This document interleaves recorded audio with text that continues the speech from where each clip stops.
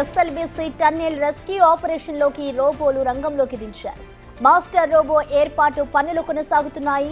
Anvi robotic కు చెందిన 3 రోబోలు రాత్రి 11 గంటల్లోగా టన్నెల్ దగ్గరికి చేరుకోనున్నాయి. కమ్యూనికేషన్ సిస్టమ్ రోబో ద్వారా ఈ 3 రోబోలు టన్నెల్లో తవ్వకాలు చేపట్టనున్నాయి.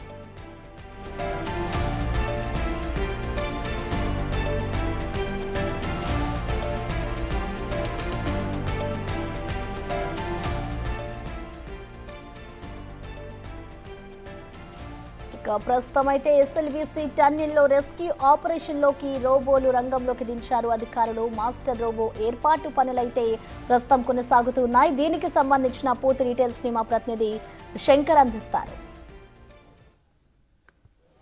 ఎస్ఎల్బీసీ టన్నెల్లో 18వ రోజు రెస్క్యూ ఆపరేషన్ కొనసాగుతుంది. ఈ రెస్క్యూ ఆపరేషన్లో మొత్తంగా కార్మికులకు సంబంధించి ప్రమాదాలను తగ్గించేందుకు ఆన్వి రోబోటిక్ బృందాన్ని కూడా రంగంలోకి దింపారు ఇక్కడ ఉన్నటువంటి అధికారులు. ప్రజెంట్ మనం చూస్తున్నటువంటి ఇదంతా కూడా ఇదొక మాస్టర్ రోబో. దీని ద్వారానే లోపలికి పంపించే రోబోల మీద కమ్యూనికేట్ చేస్తారు. అక్కడ పనిచేస్తున్నటువంటి 3 రోబోలను లోపల ఇక్కడ నుంచే కూడా ఆపరేట్ చేసే విధంగా ఇక్కడ దీన్ని దగ్గరుండి చూస్తున్నటువంటి పరిస్థితి చూస్తున్నాం. విజువల్స్లో కూడా మనం చూడవచ్చు. ఈ యొక్క రోబోటిక్ డిజాస్టర్ మేనేజ్మెంట్ టీం అంతా కూడా ఎవరి పనుల్లో వాళ్ళు నిమగ్నమయ్యారు. వాళ్ళంతా కూడా క్లియర్ కట్గా సాయంత్రంలో ఒక 3 రోబోలను కూడా రంగంలోకి దించి పూర్తి స్థాయిలో అక్కడ లోపల ఉన్నటువంటి ప్రమాదకరమైనటువంటి ప్రాంతాల్లో మట్టిని రాళ్లను తొలగించే విధంగా కూడా క్లియర్ కట్గా ముందుకు చేస్తున్నారు. దానికి సంబంధించినటువంటి ఇన్స్టాలేషన్ ప్రక్రియ కూడా కొనసాగుతుంది. ఎందుకంటే రెస్క్యూ కొనసాగే టైంలో ఎవరైనా అక్కడ లోపల ఉన్న వాళ్ళు చనిపోతారు కాబట్టి వారికి సంబంధించి ఎట్లాంటి ఇబ్బందులు రాకుండా చూస్తున్నటువంటి పరిస్థితిని అయితే మనం క్లియర్గా టన్నెల్ దగ్గర చూడవచ్చు. ప్రజెంట్ ఈ టీంలో దాదాపు ఇక్కడ ఒక 4 టీం బృందాన్ని చూస్తున్నాం. దాంట్లో ఇంకా 2 కూడా ఉన్నట్టుగా తెలుస్తుంది. మొత్తంగా రేపు నైట్కు రోబోలు వస్తాయి. మరి రేపు కూడా ఈ యొక్క రోబోటిక్ దాన్ని కూడా విజయవంతం చేస్తామని ప్రజెంట్ మన దగ్గర కొంతమంది ఉన్నారు. సరే, అంటే మొత్తం మీ బృందం ఎంతమంది వచ్చారు, ఎన్ని రోబోలు రాబోతున్నాయి సార్? మేము మొత్తం 6 వచ్చాము. మొత్తం కలిపి 4 రోబోట్లు వచ్చినాయి. ఒకటి ఇక్కడ ఉంది, ఇంకో 3 ట్రాన్స్పోర్ట్లో ఉన్నాయి.